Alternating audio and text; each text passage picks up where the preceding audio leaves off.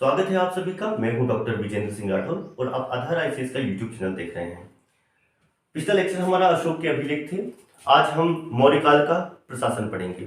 मौर्यकाल के प्रशासन बहुत महत्वपूर्ण है, एग्जाम में यहाँ से प्रश्न आते हैं परीक्षा में। ठीक है, तो आपको इस लेक्चर को ध्यानपूर्वक समझना है और अगर आपको कोई चीज डाउट होती है तो आप वीडियो को बार बार देखेंगे तो समझ में आएगा। क्योंकि जो इतिहास होता है, इतिहास पढ़ने की सबसे अच्छी कला यही है कि आपको बार बार रिवीजन करना पड़ता है। डाउट्स आपके नहीं रहने चाहिए, क्योंकि अगर आप काफी समय लगा देते हैं तो चीजें थोड़ा सा दिमाग से उतरने लगती है ना। तो स्टार्ट करते हैं हम मौर्यकाल का प्रशासन। हम जानते हैं कि मौर्यकाल के संस्थापक कौन है? चंद्रगुप्त मौर्य हैं।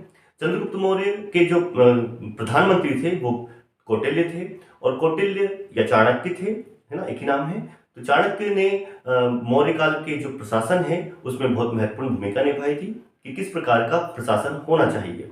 ठीक है, तो राजा जो था वो प्रमुख था प्रशासन का। उसके पास तीनों प्रकार की शक्तियां होती थी, है ना। कार्यपालिका जैसे आज होती है, कार्यपालिका, विधायिका, न्यायपालिका। न्यायिक शक्तियां, कार्यपालिका शक्तियां और विधायिकी शक्तियां, ये तीनों प्रकार की शक्तियां राजा के केंद्र में होती थी, राजा उसके केंद्र में होता था। ठीक है, तो राजा की सहायता के लिए क्या होती थी? संस्थाएं होती थी।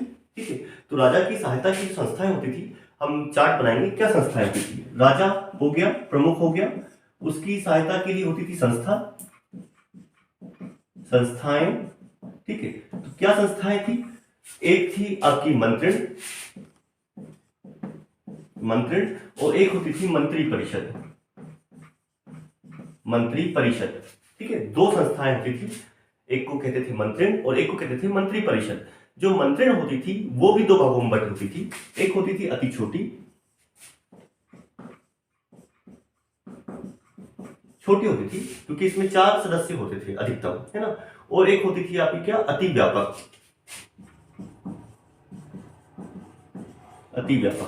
ये अति छोटी जो होती थी वो अति आवश्यक थी।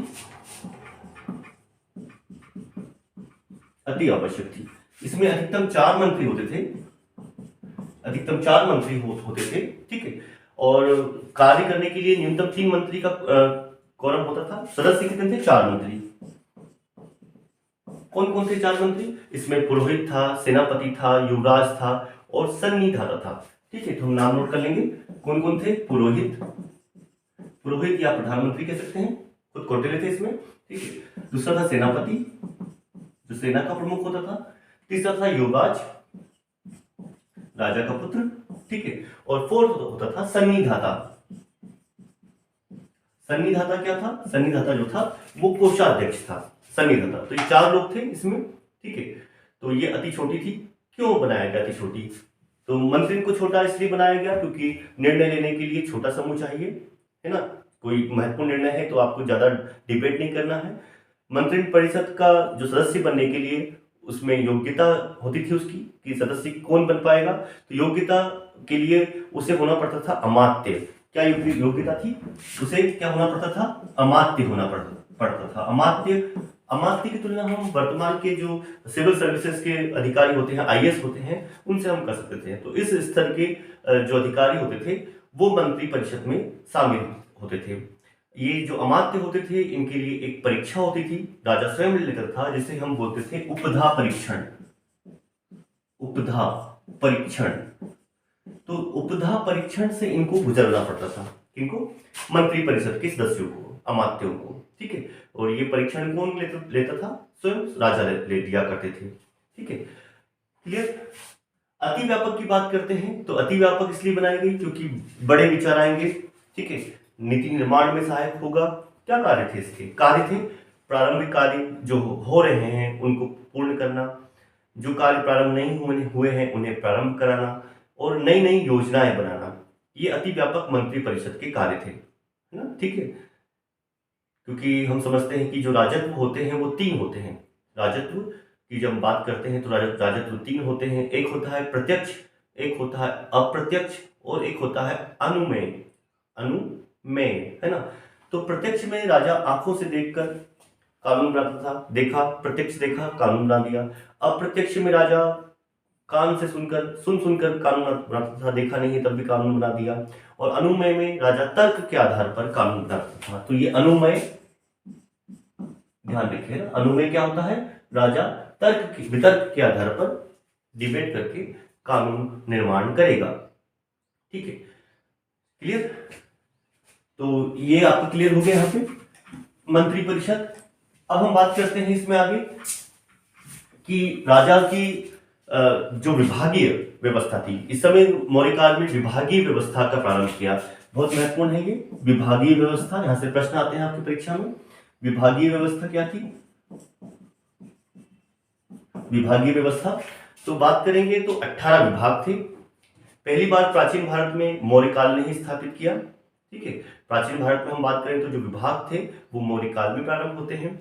और अगर हम आधुनिक भारत की बात करें, है ना, तो जो विभाग हमारे जो बने हैं वो 1861 के इंडियन काउंसिल एक्ट के द्वारा बने हैं। भारत परिषद अधिनियम जो था 1861 का, उसके आधार पर बने हैं। ठीक है, तो विभाग होते थे, डिपार्टमेंट होते थे। जो विभाग होते थे उन्हें कौटिल्य के अर्थशास्त्र में तीर्थ कहा गया है। विभागों को क्या कहा गया है, विभाग को कहा गया है तीर्थ। पूछता है परीक्षा में, विभाग को कौटिल्य ने तीर्थ कहा है। कितने विभाग थे, कितने तीर्थ हुआ करते थे, 18 विभागों को उन्होंने तीर्थ का नाम दिया है। 18 विभाग थे कुल ना, ये काम की बात है। तो कौन कौन से नाम थे इनके, आप नाम नोट कर लीजिए, है ना। तो मैं लिख देता हूं यहाँ पे। सबसे पहले होगा पुरोहित या प्रधानमंत्री बोलेंगे उसको, पुरोहित, प्रधानमंत्री। जैसे अग्रामात्य भी बोलते थे, अग्रमात्य, क्योंकि ये सारे विभाग का प्रमुख था। ठीक है, सेकेंड समाहर्ता, समाहर्ता, समाहर्ता, ये राजस्व विभाग का मंत्री होता था, राजस्व विभाग का मंत्री था। नेक्स्ट है सन्निधाता, सन्निधाता, सन्निधाता अभी पढ़ा है, वित्त मंत्री था। ठीक है, और फिर आएगा युवराज, युवराज ये राजा का पुत्र है, उत्तराधिकारी बनेगा ये, है ना। नेक्स्ट है 5 प्रतिष्ठा, प्रतिष्ठा, प्रतिष्ठा जो था वो फौजदारी न्यायालय का न्यायाधीश था, जो फौजदारी न्यायालय होते हैं उनका न्यायाधीश था। 6 था कर्मांत, कर्मांत, कर्मांत क्या करता था, कर्मांत उद्योग धंधे का जो मंत्री था, उद्योग धंधे मामले का विभाग देखता था कर्मांत, है ना। कर्मांत या कर्मांतिक भी कहते हैं इसे, कर्मांत या कर्मांतिक, कर्मांतिक भी कहते हैं। ठीक है, तो ये किसका था, उद्योग धंधे का था। नेक्स्ट है व्यवहारिक, व्यवहारिक, व्यवहारिक जो था वो नागरिक मामलों का मंत्री था, जैसे दीवानी हो गया, धर्मस्थली न्यायालय हो गया, इनका प्रमुख था कौन, व्यवहारिक, नागरिक मामलों का न्यायाधीश था। ठीक है, नेक्स्ट है 8 मंत्री परिषद अध्यक्ष, मंत्री परिषद का अध्यक्ष ना, तो कैसे लिखेंगे इसको, मंत्री परिषद का अध्यक्ष, मंत्री परिषद अध्यक्ष, है ना, ये मंत्री परिषद का अध्यक्ष होगा। नेक्स्ट हो गया नागरक, नागरक, नागरक नगर का प्रमुख होगा। ठीक है, जो नगर है उसका प्रमुख को नागरक कहेंगे। फिर होगा, यहां लिखते हैं प्रशस्ता, प्रशस्ता 10 नंबर का प्रशस्ता, प्रशस्ता जो था वो क्या करता था, समस्त कागजी जितनी भी कार्यवाही होती थी कागजों की, उनका रख रखाव के लिए उत्तरदायी था, समस्त कागजी रख रखाव का उत्तरदायी था। फिर है द्वारिक, द्वारिक या दौरिक भी बोलते हैं इसको। ठीक है, द्वारिक या दौरिक या द्वारपाल भी कह सकते हैं इसको, क्योंकि ये द्वारपाल होता था। ठीक है, विभाग का प्रमुख, द्वार का रखवाला, राजा के द्वार का रखवाला। फिर होगा अंतपाल, नेक्स्ट अंतपाल, अंतपाल जो था वो सीमावर्ती राजा के जो सीमावर्ती किले होते थे उनकी रक्षा करता था। अंतपाल राजा के सीमावर्ती किलों की रक्षा करने वाला अंतपाल, सीमावर्ती किले, है ना, अंतपाल। दुर्गपाल, नेक्स्ट है दुर्गपाल, दुर्गपाल जो होगा वो आंतरिक किलों का रक्षक है। ठीक है, अंतपाल सीमावर्ती किलों का, दुर्गपाल आंतरिक किलों का रक्षक है। नेक्स्ट है नायक, नायक, नायक जो था वो सेना का संचालन करता था। सेना का संचालक था वो, नायक, सेना का संचालक। नेक्स्ट आटविक, आटविक, आटविक के बारे में बात करें तो ये जंगल विभाग का या वन विभाग का प्रमुख था, जंगल या वन विभाग का प्रमुख हुआ करता था आटविक। ठीक है। 16 की बात करते हैं, अंतर्वासिक, अंतर्वासिक, अंतर्वासिक जो था वो राजा के अंगरक्षकों का प्रधान था, अंतर्वासिक राजा के अंगरक्षक का प्रधान था। ठीक है। 17 सेनापति, सेनापति, सेनापति, सेनापति जो था वो युद्ध विभाग का मंत्री था, पूरा युद्ध का काम उसी को देखना है। और अंतिम जो 18 था वो था दंडपाल। सेनापति सेना का प्रमुख, सेना युद्ध विभाग का मंत्री। ठीक है। दंडपाल सेना सामग्री का रखवाला था, दंडपाल सेना सामग्री का रखवाला था। ठीक है। तो ये 18 क्या थे, विभाग थे जिन्हें आचार्य कौटिल्य ने तीर्थ कहा है। यहाँ से आपको किसी भी विभाग का नाम पूछ लेगा और पूछेगा परीक्षा में कि इसका संबंध किससे है। ठीक है। तो आपको ये याद करने पड़ेंगे। ठीक है। इसके अलावा 18 विभाग के अलावा कौटिल्य ने प्रशासन में 27 विभागाध्यक्ष भी दिए हैं, 27 विभागाध्यक्ष भी दिए थे। 18 विभाग प्लस 27 विभागाध्यक्ष भी थे। ठीक है। तो कुछ के मैं नाम महत्वपूर्ण जो है 2-4 नाम मैं बता देता हूँ, 27 ज्यादा हो जाएंगे जो काम के थे। ठीक है। तो आपको इसको रिवाइज करना है बार बार, तभी ये नाम याद हो पाएंगे। ठीक है। एक बार में पढ़ने से याद नहीं होंगे, बार बार आपको रिवाइज करना पड़ेगा। जैसे 27 क्या थे, विभागाध्यक्ष थे, विभागाध्यक्ष थे। 27 में जैसे हम बात कर रहे हैं कौन कौन थे, सीता अध्यक्ष, नोट कर लीजिए कुछ में, सीता अध्यक्ष, सीता अध्यक्ष ये राजकीय भूमि का प्रमुख था। बहुत पूछता है परीक्षा में कि सीता अध्यक्ष क्या था। सीता अध्यक्ष राजकीय भूमि का प्रमुख था। संस्था अध्यक्ष संस्थानों और मार्गों का अध्यक्ष था, संस्था अध्यक्ष संस्थानों और मार्गों का अध्यक्ष था। देवता अध्यक्ष, देवता अध्यक्ष धार्मिक संस्थाओं का प्रमुख था, देवता अध्यक्ष धार्मिक संस्थाओं का प्रमुख था। नवाध्यक्ष, नवाध्यक्ष जहाज रानी या जलयान का प्रमुख था, नवाध्यक्ष, है ना। ये पूछता है परीक्षा में, है ना। एक और पूछता है महत्वपूर्ण है, पर्ण्याध्यक्ष, किसे लिखेंगे, पर्ण्या, पर्ण्याध्यक्ष, जो पर्ण्याध्यक्ष था वो वाणिज्य विभाग का प्रमुख था। ठीक है। मतलब किसी भी वस्तु का मूल्य का निर्धारण करने वाला होता था पर्ण्याध्यक्ष। एक और था मनाध्यक्ष, मनाध्यक्ष, जो मनाध्यक्ष था वो बाट और माप की का प्रमुख था, बाट और माप का डिसाइड करता था कि क्या होना चाहिए, बटखरे और माप का पैमाने क्या होने चाहिए। तो मनाध्यक्ष के पास था ना, दूरी समय से संबंधित जो जितने भी साधन थे उनका ये प्रयोग करता था। गणिकाध्यक्ष, गणिकाध्यक्ष, गणिकाध्यक्ष जो था वो वेश्याओं का प्रमुख था। ठीक है। ये पुरुष हुआ करता था, महिला नहीं थी ना, पुरुष हुआ करता था। तो वेश्याओं का अध्यक्ष यानी कि वेश्याओं से जितना भी टैक्स कर वगैरह जो आता था वो उसकी वसूली करता था, है ना। सोनाध्यक्ष बूचड़ खाने का प्रमुख हो गया। मुद्राध्यक्ष, मुद्रा नाम है लेकिन वो पासपोर्ट विभाग का अध्यक्ष था, मुद्राध्यक्ष पासपोर्ट विभाग का अध्यक्ष था। लक्षणाध्यक्ष, लक्षणाध्यक्ष टकसालों का प्रमुख था, टकसाल तो जानते हैं आप, जहाँ पर मुद्रा या सिक्के ढलते हैं। लक्षणाध्यक्ष टकसालों का प्रमुख था। कुपियाध्यक्ष वन संपदा का प्रमुख था। तो ये कुछ महत्वपूर्ण नाम है जो आपको परीक्षा में आ सकते हैं यहाँ से। ठीक है। तो ये विभाग हो गए, 18 विभाग हो गए, 27 विभागाध्यक्ष हो गए। ठीक है। ये महत्वपूर्ण थे आपको। उसके बाद हम बात करें तो जो प्रांत था इनका, प्रांत को चक्र कहते थे, चक्र कहते थे, प्रांत चक्र कहते थे। साम्राज्य का जो विभाजन था वो प्रांतों में था, प्रांत को चक्र कहते थे। ठीक है। चक्र में बांटा था। तो क्या कितने प्रांत थे, पहले तो स्टार्टिंग में 4 ही प्रांत रहे होंगे। ठीक है। जब अशोक आए उन्होंने कलिंग विजय की तो 5वां प्रांत कलिंग बन गया। तो नाम लिखेंगे हम उनका। पहला प्रांत था उत्तरापथ, उत्तरापथ जिसकी राजधानी थी तक्षशिला। यहां हम प्रांत लिख रहे हैं, यहां राजधानी लिख रहे हैं, तक्षशिला, तक्षशिला राजधानी थी इसकी। दूसरा था दक्षिणापथ, दक्षिणापथ, दक्षिणापथ की जो राजधानी थी वो थी सुवर्णगिरी, सुवर्णगिरी, सुवर्णगिरी, सुवर्णगिरी। ठीक है। नेक्स्ट है प्राच्य, प्राच्य प्रांत का राजधानी जो थी वो थी पाटलिपुत्र, पाटलिपुत्र, पाटलिपुत्र। फिर था अवंती, अवंती, अवंती की राजधानी थी उज्जैनी, उज्जैनी, ठीक है। और लास्ट अपना है कलिंग, है ना, कलिंग, जिसकी राजधानी क्या थी, तोसली। ये अशोक ने बनाई थी ना। तो 1 2 3 4 5 5 प्रांतों में बांटा गया था, ठीक है, नोट कर लिया आपने। चलिए आगे बढ़ते हैं।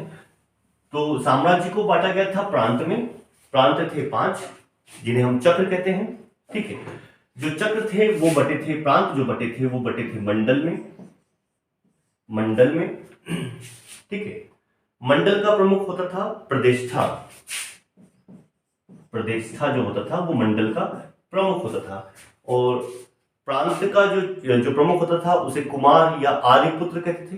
प्रांत के या चक्र के प्रमुख को कुमार कहते थे, कुमार, है ना, कुमार या आर्यपुत्र कहते थे, ठीक है। जो मंडल था वो बटा था विषय में, विषय में, जो विषय था, विषय को आहार भी कहते हैं, एक और नाम मिलता है इसका, आहार, आहार कहते हैं। विषय का जो प्रमुख था, यानी कि आज के जिले के समान हम इसकी तुलना कर सकते हैं ना, जिला। तो जो विषय का प्रमुख था वो था विषयपति, विषयपति, विषय का प्रमुख कौन था, विषयपति था, ठीक है। फिर विषय बटा था स्थानीय में, स्थानीय में, स्थानीय बटा था द्रोणमुख में, द्रोणमुख में, ठीक है। और द्रोणमुख बटा था खरवाटिक में, खरवाटिक में, खरवाटिक में, खरवाटिक बटा था संग्रहण में, संग्रहण में, ठीक है। और संग्रहण जो था वो बटा था ग्राम में, ठीक है। संग्रहण कहां बटा था, ग्राम में। तो ये आपका क्या है, विभाजन है किसका, साम्राज्य का, मौर्य काल के साम्राज्य का ये विभाजन है, क्लियर, ठीक है। यानी कि चक्र को बांटा गया था मंडल में, मंडल को बांटा गया था विषय में, विषय जिसे हम आहार भी कहते हैं, आहार का जो प्रमुख था, विषय का प्रमुख था वो था, है ना, विषयपति। उसके बाद आहार विषय बटा था स्थानीय में, स्थानीय क्या था, स्थानीय 800 गांव का समूह था, स्थानीय जो था वो 800 गांव का समूह था, ठीक है। 800 गांव का समूह को हम क्या कहते थे, स्थानीय। द्रोणमुख क्या था, ये 400 गांव का समूह था, 400 गांव का समूह था, ठीक है, 400 गांव का समूह था द्रोणमुख, ठीक है। खरवाटिक जो था वो 200 गांव का समूह था, ठीक है। खरवाटिक क्या था, 200 गांव का समूह था, ठीक है। और जो खरवाटिक होता था, ठीक है, वो बटा था संग्रहण में, संग्रहण जो था वो 10 गांव का समूह था, 10 गांव का समूह था, है ना। और खरवाटिक के बाद संग्रहण 10 गांव का समूह था। इसके प्रमुख को गोप या गोप महाराज कहते थे, गोप, इसका जो प्रमुख था उसको गोप कहते थे, ठीक है। और संग्रहण बटा था ग्राम में, है ना, ग्राम, ग्राम में, है ना, ग्राम के प्रमुख को ग्रामीणी कहेंगे, क्लियर, ठीक है, नोट कर लिया आपने, ठीक है। जो गोप था ये अंतिम व्यक्ति था जिसका जो लिंग था या लिंग अधिकारी कहते थे, ये अंतिम व्यक्ति था जो ऊपर के सभी जो विभाजन हैं उनके प्रमुखों से उसका संबंध था, ठीक है। गोप के कार्यालय में ही ग्राम का राजस्व जमा होता था, जितना भी गांव से जो आता था टैक्स वो सब गोप के कार्यालय में ही जमा होता था, यानी कि संग्रहण में ही जमा होता था, ठीक है। यहाँ पर हम बात करें कि जो विषय है जिला, उसके प्रशासन का वर्णन मेगास्थनीज करते हैं अपनी इंडिका में, ठीक है। तो जिला प्रशासन का जो वर्णन है वो मेगास्थनीज ने किया है, किसने किया है, अपनी पुस्तक इंडिका में किया है। तो विषय में इंडिका में क्या मिलता है हमको, मेगास्थनीज ने किया है कि जो मौर्य काल का विषय था या जिला था उसके प्रशासन का वर्णन किया है। उन्होंने बताया कि विषय में 2 अधिकारी होते थे, कौन कौन से होते थे, यहां लिखते हैं हम, एक था एग्रोनोमाई और एक था एस्ट्रोनोमाई, एग्रोनोमाई और एस्ट्रोनोमाई, ठीक है। जो एग्रीकल्चर कृषि का था, ये कृषि से राजस्व वसूलता था, ठीक है। तो एग्रोनोमाई हो गया, एग्रोनोमाई एग्रीकल्चर का था, राजस्व, जो कृषि राजस्व है, कृषि कर को वो इकट्ठा करता था। और जो एस्ट्रोनॉमाई था वो नगर का प्रमुख या सड़क प्रबंधक था, है ना। तो ये जो था वो नगर प्रमुख होता था मैगजीन्स के अनुसार, और सड़क प्रबंधन काम करता था, है ना, सड़क प्रबंधन का काम देखता था। ठीक है, नोट कर लिया। आपको हम बता दें कि नगर या सड़क प्रबंधन के लिए जो समितियां थी, है ना, उसके बारे में हम वर्णन कर चुके हैं ना। कितनी समितियां थी? 6 समितियां थी मैगजीन्स के अनुसार। ठीक है, नगर प्रशासन के लिए 6 समितियां थी। ग्राम प्रशासन की बात करें तो ग्रामीण था, अवैतनिक था, सिंपल कार्य थे इसके, कर वसूलना, शांति बनाए रखना, गांव में न्यायिक काम देखना। ठीक है, और यहाँ पर गांव में वृद्धों की भी एक परिषद होती थी। ग्राम वृद्ध परिषद भी होती थी वृद्धों की। ठीक है, ठीक है, जो मिलकर काम करती थी गांव के लिए, है ना। गांव में 2 भागों में बांटा जाता था। गांव के जो कर होते थे वो 2 भागों में थे। एक होता था दुर्भिन के समय के लिए आरक्षित होता था, जो बुरे समय के लिए आरक्षित टैक्स रखा जाता था। और एक होता था खर्च, है ना, खर्च, यानी कि जो हमें गांव के दुर्भिन के लिए आरक्षित कर है, उसके साक्ष्य हमें 2 अभिलेखों में मिलते हैं। एक मिलता है सहगोराभिलेख और एक मिलता है महास्थान अभिलेख, है ना। यहाँ पे हम नोट करेंगे, इसको मिटा के काम की बात है ना। ग्राम में बुरे समय के लिए, दुर्दिन के लिए जो कर इकट्ठा करके रखा जाता था, है ना, उसका उल्लेख हमें, उसके प्रमाण हमें दुर्दिन में या दुर्भिन में, मतलब जो बुरे समय में आरक्षित जो कर था, उसका प्रमाण हमें 2 जगह से मिलता है। एक मिलता है सहगोराभिलेख और एक मिलता है महास्थान अभिलेख में मिलता है। ठीक है, सहगोरा जो है वो ताम्र अभिलेख है, गोरखपुर में है। ठीक है, और जो महास्थान अभिलेख है वो पत्थर का है और बांग्लादेश में है। ठीक है, बांग्लादेश में है। इसी में महास्थान में हमें अन्नागार का और तांबे का सिक्का कांकणी का वर्णन भी मिलता है। अन्नागार का और कांकणी जो तांबे का सिक्का था उसका वर्णन भी हमें मिलता है। ठीक है, चलिए राजस्व की बात करते हैं। तो टैक्स जो थे वो 1/6 था। राजस्व कितना था? टैक्स कितना था? कर 1/6 हुआ करता था, 1/6 था। ठीक है, हम बात करें कि प्राचीन भारत में सर्वाधिक जो कर है वो मौर्य राजवंश ने ही लिया है ना। सबसे ज्यादा कर लेने वाले थे, क्योंकि इसके अलावा भी और कर हुआ करते थे। 1/6 कर के अलावा भी और कर हुआ करते थे। जैसे इन्होंने क्या करा, इन्होंने भूमि को 2 भागों में बांटा। भूमि की बात करते हैं तो भूमि को उन्होंने 2 भागों में बांटा। ठीक है, एक था सीता भूमि और एक होता थी भाग भूमि, है ना, भाग भूमि। जो सीता होती थी वो सरकारी भूमि थी, गवर्नमेंट के, राजा के अधीन आती थी, है ना। ये क्या थी? गवर्नमेंट की थी, सरकारी थी। इसमें 1/2 यानी कि आधा टैक्स होता था। जितने भी इनकम थी वो राजा के पास आ जाती थी ना, 50-50 था, 1/2, है ना। और ये जो था भाग, वो व्यक्तिगत होती थी, पर्सनल होती थी, व्यक्तिगत। और इसके ऊपर जो कर था वो 1/6 था, 1/6 था। ठीक है, यानी कि कृषि क्षेत्र से आयकर लेने वाले, है ना, कौन है? मौर्य पहले हैं, मौर्य साम्राज्य पहला है जिन्होंने कृषि क्षेत्र से भी टैक्स लिया, है ना, जो कि 1/4 के लगभग बनता था इनका, है ना। इसके अलावा अन्य कर था, यानी कि 25% कृषि टैक्स लिया उन्होंने, 25%।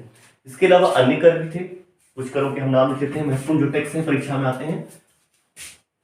अन्य कर भी थे। कौन कौन से कर थे अन्य? जैसे पिंड कर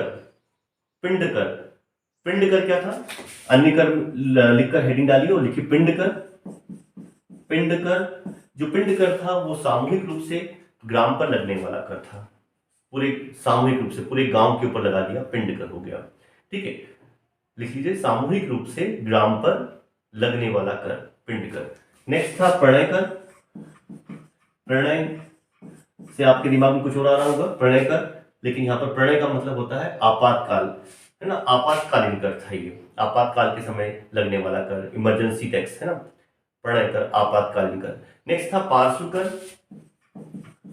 कर। ठीक है, तो पार्श्व कर क्या था? ये आपको, अगर आप इनकम कर रहे हैं और आपकी इनकम में अतिरिक्त आपको इनकम होती है, एक्स्ट्रा इनकम हो जाती है, तो अतिरिक्त आय पर लगने वाला अतिरिक्त कर, आपने जो पुराना कर दिया है उस हिसाब से दिया है, लेकिन आपकी इनकम अधिक हो गई है तो आपको एक्स्ट्रा टैक्स देना पड़ेगा। अतिरिक्त आय पर लगने वाला अतिरिक्त कर, ठीक है। नेक्स्ट लिखेंगे अतिरिक्त आय पर लगने वाला अतिरिक्त कर, औपयानिक कर। नेक्स्ट लिखेंगे औपयानिक कर, औपयानिक कर। औपयानिक कर जो था वो राजा को दिए जाने वाला उपहार था, ये कोई कर नहीं था लेकिन कर के रूप में जानते हैं इसको। ये राजा को जो भी उपहार मिलेंगे उन्हें औपयानिक कर कहते थे, है ना, उत्संग भी बोलते हैं इसे। नेक्स्ट था सेतु कर। बताइए अब सेतु मतलब फल फूल साग सब्जी पर लगने वाला कर सेतु कर होता था। सेतु फल फूल साग सब्जी, ठीक, सब्जियों पर लगने वाला कर था। उसके अलावा एक था सेना भक्त कर भी था। सेना भक्त कर ये सबको नहीं देना होता था। इसमें कहा गया है कि सेना जहां से गुजरे तो उसके लिए आप हेल्प करो, उसको खाना दो, उसको आवश्यक सामग्री उपलब्ध कराओ। तो सेना जहां से गुजरेगी तो उसको वहां पर देने वाला कर था, जैसे आपने चावल दे दिया, तेल दे दिया, अनाज दे दिया, उस प्रकार से, ठीक है। सेना के बारे में कौटिल्य कहते हैं कि सैनिकों को चाहिए कि वो हरे भरे खेतों से ना गुजरे। कौटिल्य ने कहा है कि सेना को चाहिए, सैनिकों को चाहिए कि वो हरे भरे खेतों से ना गुजरे, किसानों को कोई क्षति ना करें, है ना, और मार्ग में आग का प्रयोग ना करें, उससे क्या होगा, किसानों की फसल जल सकती है ना। तो ये निर्देश दिए थे कौटिल्य ने सैनिकों को, है ना। एक कर था कोष्ठेय कर, कोष्ठेय कर, ठीक है।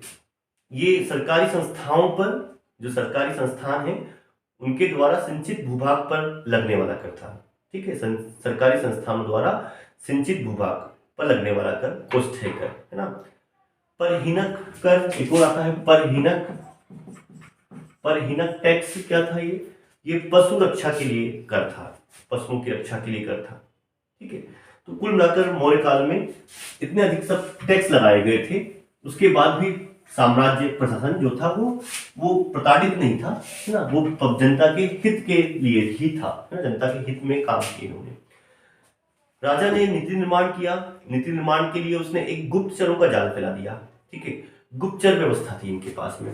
तो मौर्यों ने बेहतर शासन के नाम पर क्या किया, पर्सनल आपकी जिंदगी को का अपहरण कर लिया, व्यक्ति स्वतंत्रता, निजी स्वतंत्रता का अपहरण कर लिया कि गुप्तचर चारों तरफ फैले हुए, हमें पता नहीं कहाँ गुप्तचर है, ठीक है। यानी कि चारों ओर गुप्तचरों का जाल फैला दिया।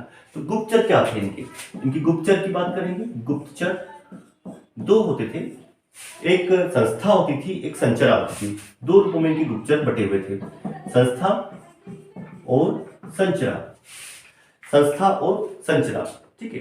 क्या थे ये संस्था जो होते थे वो स्थिर गुप्तचर थे, वो घूमते नहीं थे, है ना, एक जगह पर रहते थे और वहीं पर सारी, तो ये स्थिर थे, ठीक है। और संचरा भ्रमणशील होंगे, घूम घूम के काम करेंगे, भ्रमणशील गुप्तचर थे ये, है ना, ठीक है। और इन दोनों में महत्वपूर्ण ये है कि स्त्री पुरुष दोनों हुआ करते थे, केवल पुरुष नहीं, है ना। जैसे नाम मिलते हैं हमको मौर्य काल में कि जो पुरुष गुप्तचर थे उन्हें क्या कहते थे, तो उन्हें कहते थे शंति। पुरुष जो मेल हैं उन्हें क्या कहेंगे, शंति कहेंगे, शंति कहते थे, शंति, ठीक है। विष्णा कहते थे, विष्णा, ठीक है। और नाम मिलते हैं शरद कहते थे, ये नाम मिलते थे किनके, शरद, ना, शरद कहते थे, ये नाम हमको मिलते हैं पुरुष गुप्तचरों के। और वहीं पे अगर फीमेल की बात करें, स्त्री गुप्तचर की बात करें, तो उनके नाम मिलते थे भिक्षुकी, है ना, क्या नाम मिलते थे, भिक्षुकी, ठीक है। और परिव्राजक मिलता था, परिव्राजक, ठीक है। और क्या मिलता था, वृषली कहते थे, गणिकाएं भी होती थी इसमें, है ना, वृषली, गणिकाएं, ये होते थे स्त्री और पुरुष गुप्तचर होते थे, ठीक है। नोट कर लीजिए, काम की बातें हैं, ठीक है। मेगास्थनीज कहते हैं, क्या कहते हैं मेगास्थनीज के, मेगास्थनीज के अनुसार उच्च अधिकारी और राजकुमार और विदेशों में जासूसी करने का कार्य, किनका, उच्च अधिकारी हो गया, कोई राजकुमार हो गए, या फिर विदेशी हो गए, या फिर आसपास से कोई राज साम्राज्य हो गया, राजा हो गया, तो उनके लिए जासूसी करने के लिए, है ना, जो काम करती थी वो विषकन्याएं करती थी, ठीक है। विषकन्याओं की सेवाओं जो थी वो बहुत कम थी, ऐसा मेगास्थनीज कहते हैं ना। विषकन्याओं के बारे में केवल मेगास्थनीज बात करते हैं और कोई बात नहीं करते, कौटिल्य तक ने बात नहीं की, है ना। तो क्या कहते हैं वो कि विषकन्याओं की सेवाएं बहुत कम होती थी, 25 वर्ष की आयु तक वे काम करती थी, ठीक है। यानी कि उनकी रगों में विष है ना, किसी को कुछ अगर जरा सा भी कुछ कर दिया तो वो वहीं मर जाएगा, ठीक है। तो 25 वर्ष की आयु तक उनकी सेवाएं होती थी और 25 वर्ष के बाद सरकार जो होती थी, जो राजा होता था, उनका जो प्रशासन था वो उनकी सारी व्यवस्थाएं देखता था। 25 वर्ष के बाद वो उनकी का विवाह करेगा, उनके भरण पोषण की व्यवस्था करेगा, ठीक है। तो ये उनकी व्यवस्था, जो उनकी अवस्था थी वो उच्चतम थी विष कन्याओं की, ऐसा मेगास्थनीज कहते हैं, ठीक है। यानी कि विष कन्याओं का वर्णन कौन करते हैं? केवल मेगास्थनीज करते हैं, ठीक है। और अर्थशास्त्र में भी हमें गुप्तचरों की जानकारी मिलती है, लेकिन विष कन्या की जानकारी नहीं मिलती। तो अर्थशास्त्र में, ठीक है, गुप्तचरों के अध्यक्ष को क्या कहा गया है? महामात्यास्पर्श कहा गया है। महामात्यास्पर्श कहा गया है। किसने कहा है? कौटिल्य, अर्थशास्त्र में है ना, कौटिल्य के अर्थशास्त्र में कहा गया है गुप्तचर के अध्यक्ष को या प्रमुख को महामात्यास्पर्श कहा गया है। और जो गुप्तचर होते थे, ये तो हो गया इनका प्रमुख, और जो गुप्तचर होते थे उन्हें क्या कहा गया? गुण पुरुष कहा गया है। गुण पुरुष कहा गया है, ठीक है, गुण पुरुष कहा गया है। गुप्तचर को गुण पुरुष कहा गया है। कुछ इतिहासकार भी आए हैं, जैसे स्ट्रेबो आए हैं। स्ट्रेबो ने गुप्तचरों को स्पेक्टर कहा है ना, स्ट्रेबो स्पेक्टर कहा है, ठीक है। एरियन आए थे, है ना, उन्होंने गुप्तचर को ओसियर कहा है, है ना, गुप्तचरों क्या कहा है? ओसियर कहा है, ठीक है। क्या थे दंड? अर्थशास्त्र में कौटिल्य दंड लिखते हैं, ठीक है, कि जैसे आपने पूर्व साहस दंड किया है तो 48, ठीक है, से लेके 96 पर्ण तक आपको कर देना पड़ेगा, उसका दंड देना पड़ेगा, है ना। तो अर्थदंड मिलता था, जैसे आपने पूर्व साहस किया है तो 48 से 96 तक पर्ण, 48 से 96 पर्ण का आपको अर्थदंड देना है। अगर आपने मध्यम साहस किया है तो मध्यम के लिए आपको 200 से 500 पर्ण देना है, और उत्तम किया है आपने, है ना, तो आपको 500 से लेके 1000 पर्ण का दंड लगेगा। तो ये आपका विभाजन था पूर्व साहस दंड, मध्यम साहस दंड और उत्तम साहस दंड। इसके लिए अलग अलग कैटेगरी पड़ी थी। तो इसके लिए आपकी न्यायिक व्यवस्था थी, ठीक है, न्यायालय होते थे। क्या थे न्यायिक व्यवस्था? यहाँ बुक से खत्म हो गया आपका, न्यायालय की बात करते हैं। न्यायिक व्यवस्था क्या थी? तो न्यायिक व्यवस्था की बात करते हैं तो न्यायालय होते थे, तीन न्यायाधीश बैठते थे उसमें, ठीक है। तो दो भागों में बटा था, एक था धर्मस्थलीय न्यायालय, धर्म न्यायालय की बात करेंगे, न्यायालय, यह न्यायिक व्यवस्था मौर्य काल की। तो पहला है धर्मस्थयी न्यायालय, ठीक है, धर्मस्थयी। दूसरा था कंटक शोधन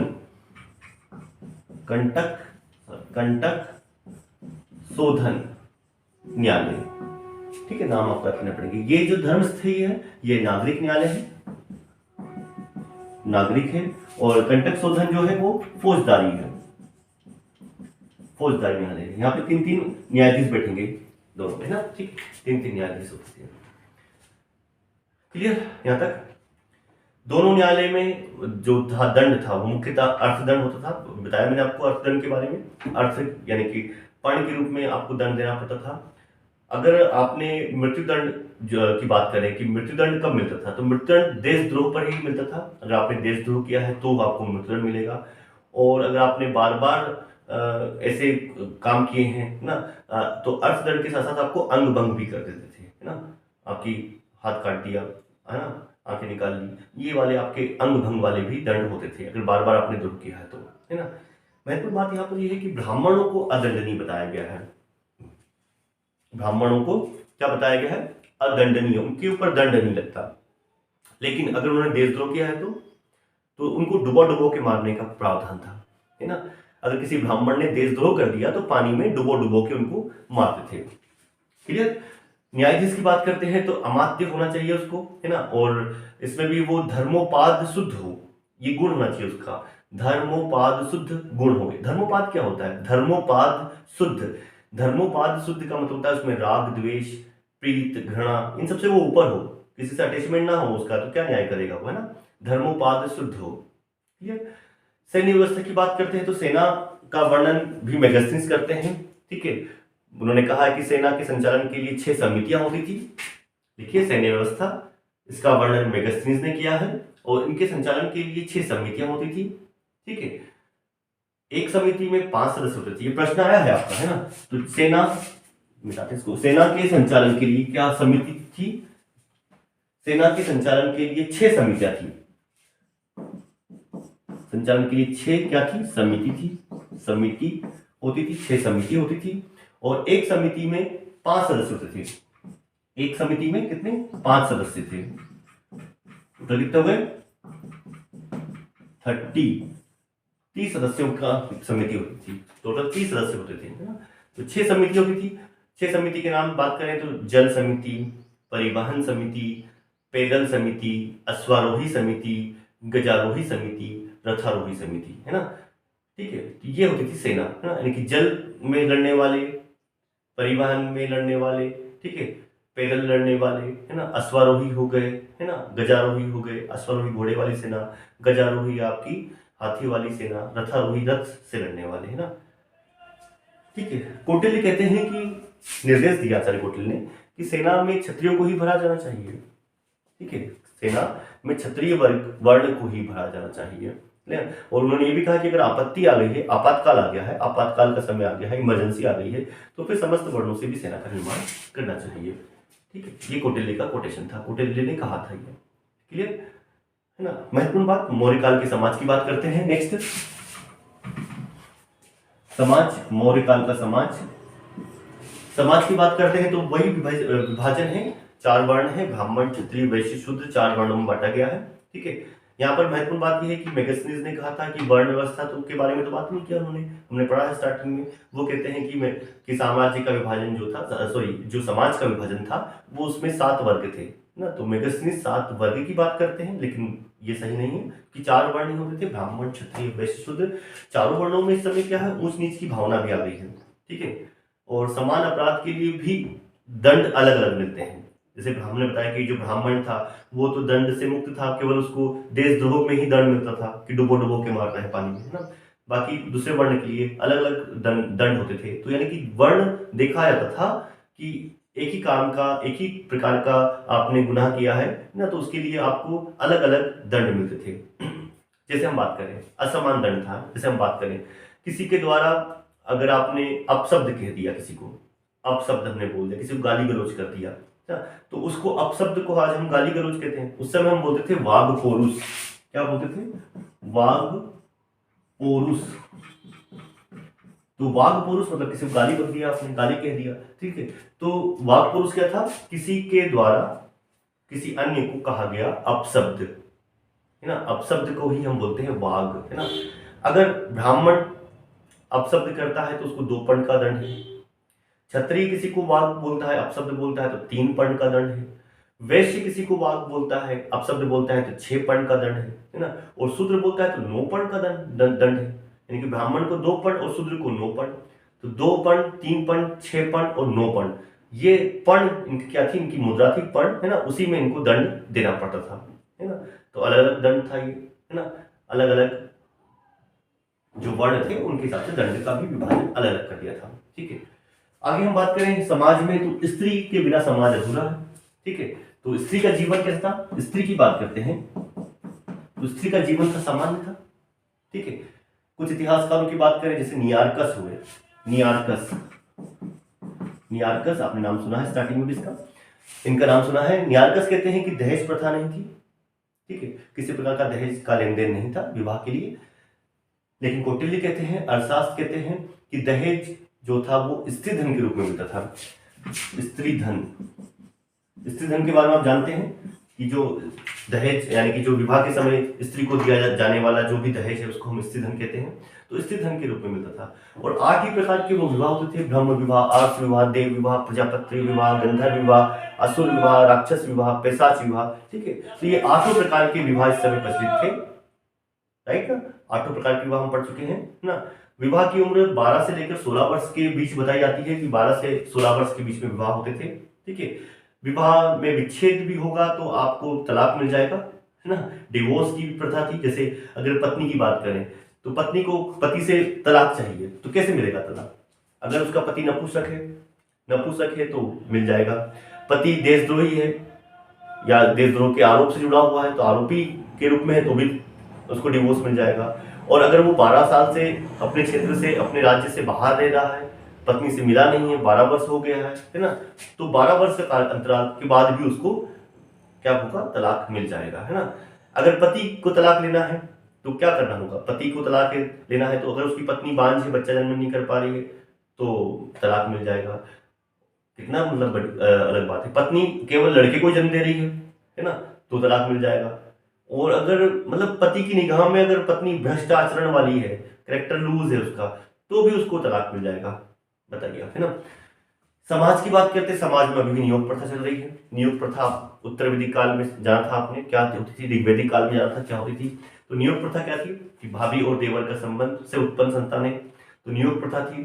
पुनर्विवाह भी हो रहे हैं, रीमैरिज भी हो रही है, प्रतिलोम अनुलोम विवाह भी चल रहे हैं, ठीक है। और इस कारण से क्या होता है, अनेक जातियां बन जाती हैं, वर्ण संकर बन जाते हैं, है ना। अनेक जातियां भी आ चुकी हैं। कौटिल्य कहते हैं कि पर्दा प्रथा नहीं है इस समय, लेकिन जो कुलीन वर्ग, बड़े घर की लड़कियां होती थी, उनको वो ढकती थी। जैसे कि उनके लिए कुछ शब्दों का प्रयोग हुआ है, जैसे असु असुर असुर चा, है ना, असुर चा, असुर चा, ये ऐसी स्त्री को बोलते थे, असुर चा, जिसे सूर्य ने भी नहीं देखा हो। किसी ने, तो की बात है, सूर्य की किरण भी इसके ऊपर ना पड़ी हो, है ना। या फिर जैसे एक शब्द आता है अनिष्कासनी, अनिष्कासनी, अनिष्कासनी, अनिष्कासनी। अनिष्कासनी का मतलब होता है जो निकलती नहीं है घर से, कभी निकली ही नहीं है ना। तो ये शब्द भी मिलते हैं हमको स्त्रियों के लिए, है ना, लेकिन पर्दा प्रथा नहीं थी। आगे हम बात करते हैं सती प्रथा की बात करते हैं, तो वो भी नहीं थी, सती प्रथा का भी प्रावधान अभी नहीं आया है ना। वह वेश्याओं की बात करते हैं, तो वेश्याएं जो थी इस समय समाज में बहुत ही अच्छे दर्जे पर थी और उनका जीवन यापन भी बहुत अच्छा था, क्योंकि सरकार के अधीन रहती थी, है ना। गणिकाएं जो होती, दो भागों में बांटते हैं, गणिका हो गई, एक रूपा जीवा हो गई। तो वेश्याएं जो है समाज में दो प्रकार की होती थी, लिखेंगे, वेश्याएं समाज में दो प्रकार की होती थी। वेश्याएं समाज में दो प्रकार की होती थी, एक होती थी गणिका, गणिका, दूसरी होती थी रूपा जीवा, रूपा जीवा, रूपा जीवा, है ना।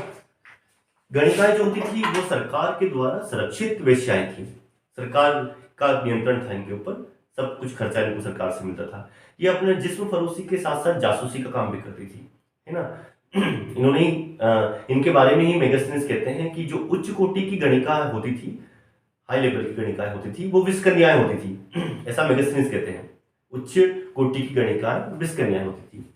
रूपा जीवा की बात करते हैं, सरकारी हुई। रूपा जीवा की बात करते हैं तो ये स्वतंत्र रूप से करती थी काम, नृत्य करती थी, देह व्यापार काम करती थी ना, ठीक है। नृत्य और देह व्यापार का स्वतंत्र रूप से काम करती थी। इनके ऊपर भी टैक्स लगाया सरकार ने। मौर्य काल में रूपा जीवा के ऊपर कर था ना, यानी कि इनको अपनी जो इनकम होती थी, आय, जितनी भी इनकी आय हो रही है उसका 3 दिन की आय इनसे कर के रूप में ली जाती थी। रूपा जीवा के 3 दिन की आय को कर के रूप में इनको देना पड़ता था, है ना। और ये 3 दिन का निर्धारण जो था वो सरकार करती थी, है ना। लेकिन समाज में ये सर्वोच्च वरीयता के साथ रहती थी, है ना। और ठीक है, समाज में सर्वोच्च वरीयता के साथ रहती थी। इनका एक संगठन भी था रूपा जीवा का, उस संगठन को बोलते थे बंध की पोष। क्या बोलते थे, बंध की पोष। बंध की पोष क्या था, इनका एक संगठन था। और बंध की पोष जो था वो रक्षिण को प्रतिदिन की आय की सूची देता था, है ना। यानी कि एक संगठन बना दिया उन्होंने, ये संगठन कितनी इनकम हो रही है इनकी, है ना, उसका प्रतिदिन की आय का ब्यौरा देना पड़ता था। किसको देना पड़ता था ब्यौरा, रक्षिण को, रक्षिण को पूरा एक दिन का, प्रतिदिन का इनको ब्यौरा देना पड़ता था, ठीक है। शहर से दक्षिण दिशा में रहती थी रूपा जीवा, है ना। ये जो वेश्याएं थी रूपा जीवा, वो शहर के दक्षिण में निवास करती थी, है ना। और जैसे शराब या फिर नशे की जो वस्तुएं बिकती हैं, वहां पर शराब पिलाने वाली लड़की, अगर कोई लड़की शराब पिला रही है, का पेशा कर रही है, तो उसको पेशल रूपा कहते थे। वैसी स्त्री जो शराब पिलाने का काम करती थी ना, पेशल रूपा, स्पेशल नहीं है, पेशल रूपा है, ठीक है। जिसका काम था शराब खाने में, शराब पिलाने का काम करना, ठीक है, क्लियर। पेशल रूपा। और बात करें, ये आपका स्त्री का इतना हो गया, ठीक है। तो इस समय आप आपसे पूछे कि मौर्य काल में मनोरंजन के लिए क्या साधन थे, तो नृत्य संगीत था ही, यज्ञ होते थे, जैसे वाजपेयी यज्ञ के हमको साक्ष्य मिलते हैं। मल्ल युद्ध होते थे मनोरंजन के लिए।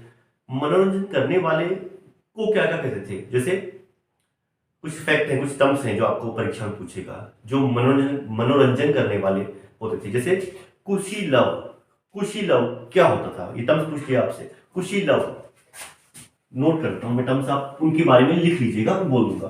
तो टर्म्स क्या है, कुशीलव।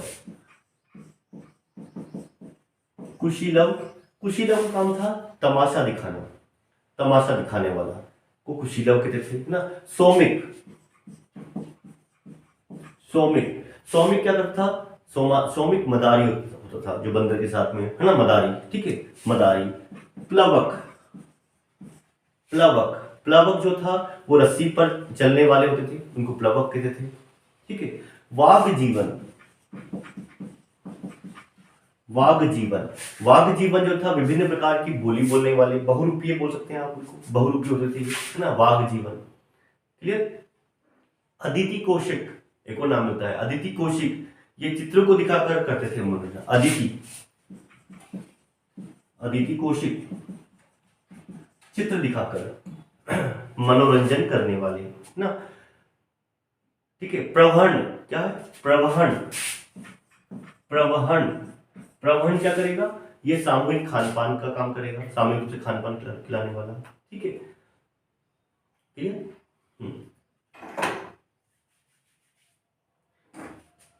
जो कार्यक्रम दिखाने वाले होते थे ना, वो 5 पर्ण प्रेक्षा वेतन कहते थे उसको, 5 पर्ण प्रेक्षा वेतन के रूप में देते थे वो अपनी इनकम का सरकार को, टैक्स के रूप में, ठीक है। तो वहां पर भी कर लगाया हुआ इन्होंने, वहां पर भी कर है, ठीक है, क्लियर।